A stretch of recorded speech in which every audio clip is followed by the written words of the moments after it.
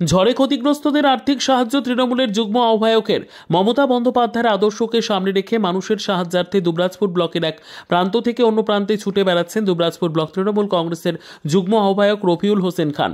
তাই এবার দুবরাজপুর ব্লকের বালিজুড়ি পঞ্চায়েতের চণ্ডীপুর গ্রামে ঝড়ে ক্ষতিগ্রস্তদের পাশে দাঁড়ালেন তিনি। গত দুদিন ধরে প্রাকৃতিক দুর্যোগের কারণে চণ্ডীপুর গ্রামের অক্ষয় বাগদির মাটির বাড়ি ভেঙে পড়ে। অল্পের জন্য প্রাণ অক্ষয় বাগদি সহ তার স্ত্রী।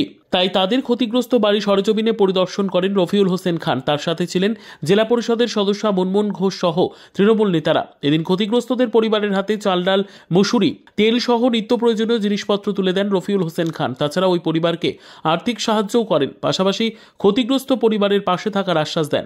আমরা চণ্ডীপুর গ্রামে গেছিলাম, বালিজুড়ি পঞ্চায়েত। ওখানে আমাদের একটা মানে কি বলা যায়, খুব গরিব মানুষ, খেটে খাওয়া মানুষ, তার বাড়িটা কালকে হঠাৎ করে পড়ে যায়। যাই হোক, আজকে গেছিলাম, যাওয়ার পর কিছু আর্থিক সাহায্য করলাম।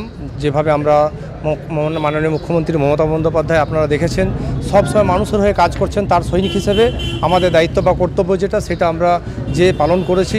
তার বাড়িতে যে একটা তিরপল এবং আলু, চাল, ডাল, মুসুরি এগুলো দিয়ে এসেছি এবং তার সঙ্গে আর্থিক সাহায্য কিছু দিয়ে এসেছি।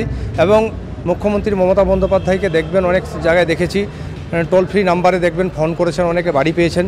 তারাও সে আশাবাদী যে আমরা ফোন করলে বাড়ি পাবো এবং সে আশ্বাস আমরা দিয়ে এসেছি যে আপনারা নিশ্চিন্ত থাকবেন, আমাদের সরকার আপনাদের পাশে আছে। আমরা তৃণমূল কংগ্রেসের সৈনিক হিসেবে আপনাদেরকে কথা দিয়ে যাচ্ছি, আপনাদের পাশে দল আছে, দল থাকবে এবং আপনারা আগামী দিন যেন এই ঘরটা ঠিকঠাক করতে পারেন তার জন্য আপনাদের পাশে দল থাকবে এবং আমরা সেটা করার সহযোগিতায় হাত বাড়িয়েছি এবং করার চেষ্টা করব খুব তাড়াতাড়ির মধ্যে।